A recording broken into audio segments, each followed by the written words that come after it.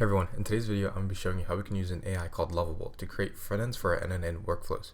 In this video I'll be specifically showing you how to create a front end for my cold email template creator.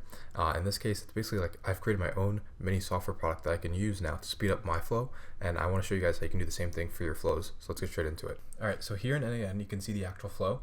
To start off we have this webhook, which is basically just going to be listening for requests that we make from our front end, and in that request we're just going to put the sheet ID and then the sheet name for the Google Sheet. And then once we have that, we're going to come to our Google Sheet and it's going to go to that ID and that specific sheet that we want with all our data. The next step is then this filter. So basically we don't want every single row. We want to filter for the ones where the icebreaker is empty and the email is also empty. Or actually, no, we want the ones where the icebreaker is empty and the email is not empty, so that way we're not wasting tokens generating an icebreaker for an email that we don't even have. Then we actually have the actual LLM that's going to generate the icebreaker, and I basically have it create this entire thing.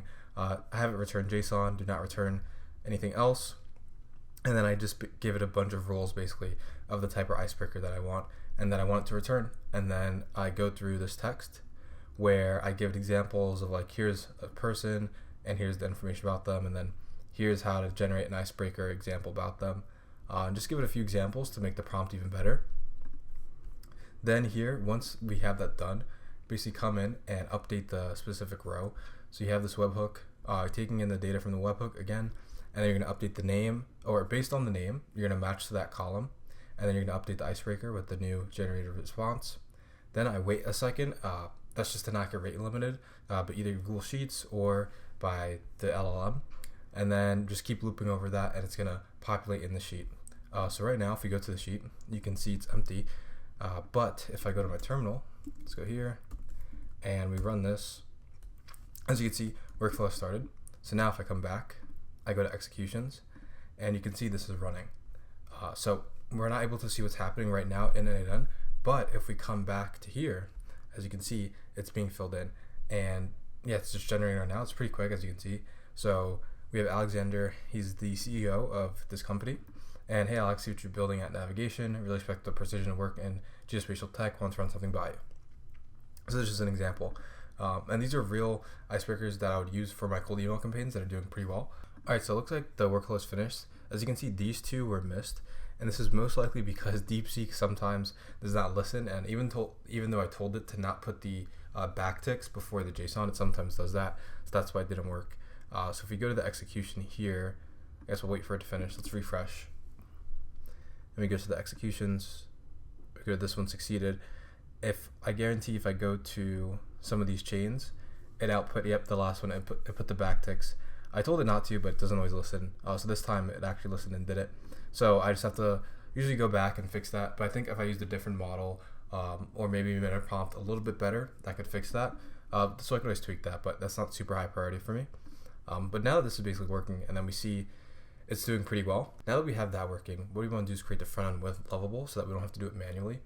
So with that front end, I'd want it to basically send a request to that webhook, and the webhook request would need the ID of the sheet, and then it would need the sheet name that we want. So let's ask Lovable to create that for us now. And actually a strategy I've been using for better prompts is to not write them myself, but to instead prompt AI to come up with a prompt for Lovable. So let's do that now.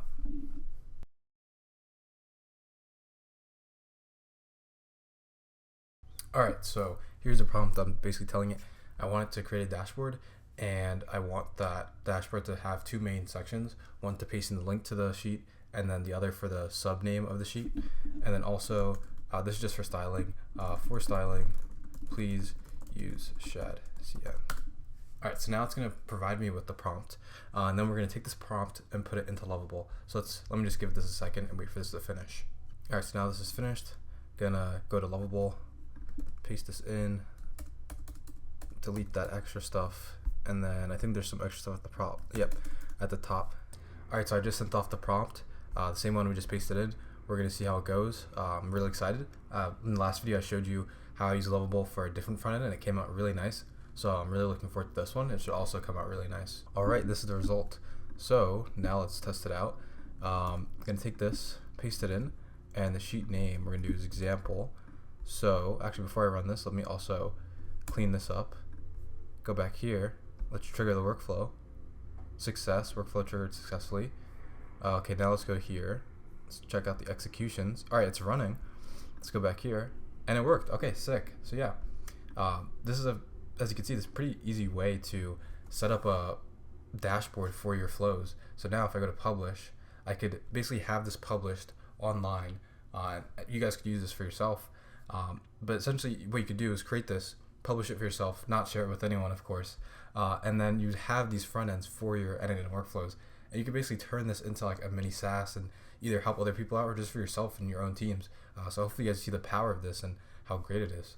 But that's essentially it. I just wanted to show off this quick method to create like mini SaaS products or to create mini software products for your own team or even for yourself to speed up your productivity. For example, this flow, this is something I needed for myself.